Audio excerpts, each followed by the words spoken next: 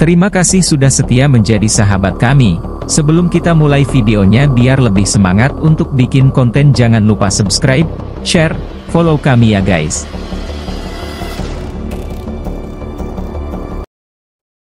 Sebenarnya aku tidak mau, tapi aku tidak enak kalau menolak. Apakah Anda sering berpikir demikian? Bisa jadi Anda sudah menjadi penyenang orang. Sifat ini bukanlah kebiasaan yang baik dan bisa menurunkan kualitas hidupmu. Yuk, kenali apa saja tanda dan cara untuk berhenti menjadi penyenang orang.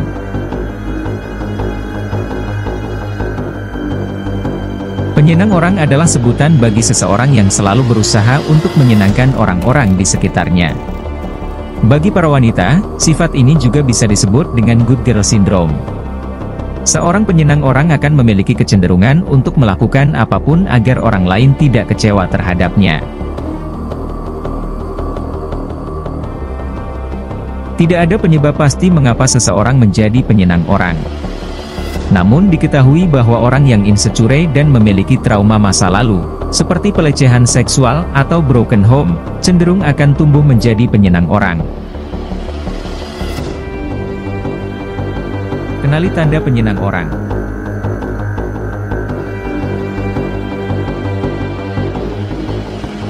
Tanda yang paling terlihat dari penyenang orang adalah sulit untuk mengatakan tidak atau menolak permintaan seseorang. Penyenang orang akan berusaha keras untuk melakukan hal yang diminta orang lain demi kebahagiaan orang tersebut. Selain itu, ada beberapa tanda yang bisa dikenali pada penyenang orang, antara lain: merendahkan diri sendiri, selalu setuju dengan pendapat orang lain dan mengabaikan pendapat pribadi untuk menghindari perdebatan.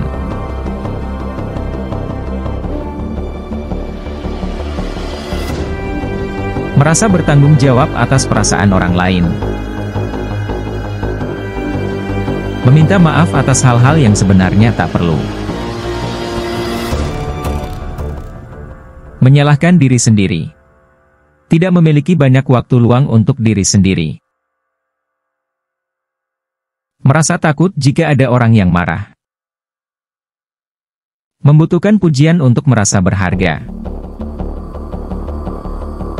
Tidak pernah mengakui perasaan sendiri, baik itu saat sedih atau marah. Selalu mau membantu orang lain, tapi sungkan menerima bantuan. Cara berhenti menjadi penyenang orang. Sekilas, menjadi penyenang orang terdengar positif, ya? Akan tetapi, memelihara sifat ini hanya akan membuat Anda merasa lebih rendah daripada orang lain. Penyenang orang juga sering mengorbankan perasaannya demi kesenangan orang lain, karena sebenarnya ia juga merasa berat hati ketika banyak dimintai pertolongan. Seringkali penyenang orang menjadi sasaran pertama untuk dilimpahi suatu tugas, karena sudah dikenal akan menerima tugas dengan senang hati. Meski tidak semua orang berniat memanfaatkannya, lama-kelamaan seorang penyenang orang akan merasa dirinya dimanfaatkan dan terlalu banyak berkorban. Dampaknya, seorang penyenang orang bisa memendam rasa benci bahkan menjadi frustrasi. Bahkan tak hanya dirinya, keluarga maupun orang terdekat penyenang orang pun akan merasa frustrasi dan kesal melihat tingkah lakunya yang pada akhirnya mau saja dimanfaatkan.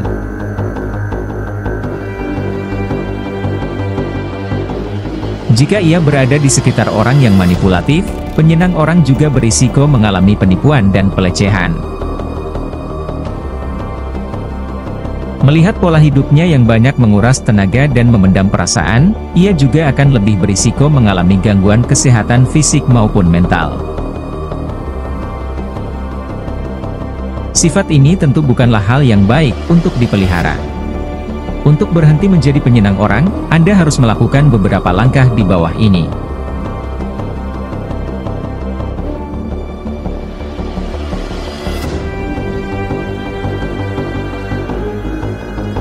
Satu, bersikaplah lebih tegas kepada diri sendiri dan orang lain. Rasa tidak enakan dan kurang tegas bisa membuatmu menjadi penyenang orang.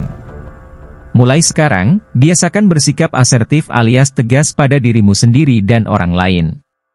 Jika Anda dimintai bantuan yang di luar kapasitas atau merugikanmu, tolaklah dengan baik dan jelaskan apa yang membuatmu tidak bisa melakukannya.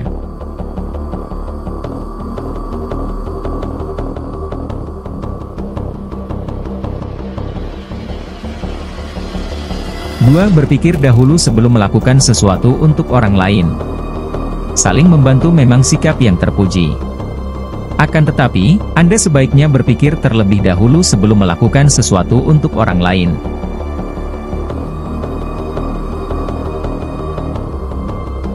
Amatilah, apakah permintaan tolong tersebut termasuk memanfaatkanmu atau bukan.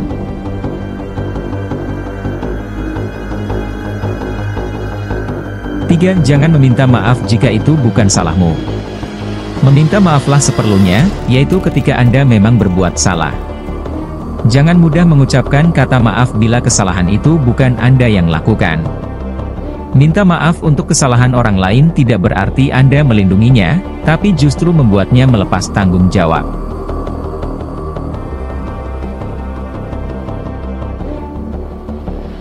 Hal ini jelas bisa memengaruhi nama baikmu dan merugikanmu. Ingatlah, jangan merasa bertanggung jawab atas kehidupan orang lain. Lebih baik, selesaikan segala kewajiban yang Anda miliki saja, ya.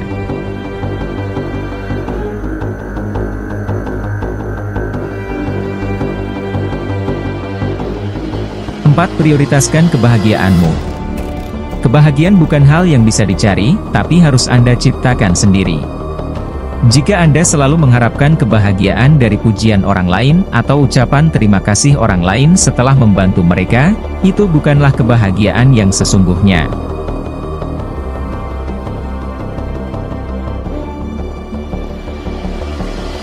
Anda tidak bisa memaksakan respons orang lain terhadap apa yang Anda perbuat. Jika ternyata orang yang Anda bantu sulit untuk puas dengan pekerjaanmu, kapan Anda bisa merasa bahagia? Jadi, carilah sesuatu dari dirimu dan untuk dirimu seorang yang bisa membahagiakanmu, tanpa membutuhkan orang lain.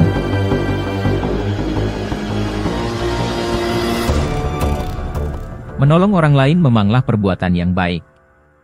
Namun, Anda tidak perlu berlebihan sampai merelakan segala cara dan mengesampingkan diri sendiri.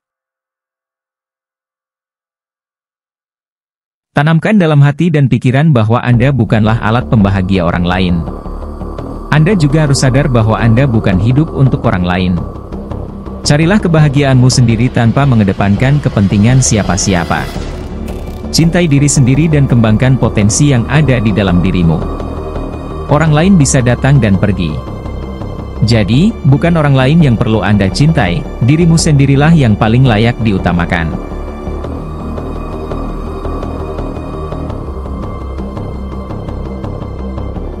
Jika setelah menerapkan tips di atas Anda masih belum bisa berhenti menjadi penyenang orang, sudah saatnya Anda berkonsultasi dengan psikolog yang dapat memberikan saran yang tepat dan bimbingan untuk mengubah sifat kurang baik ini.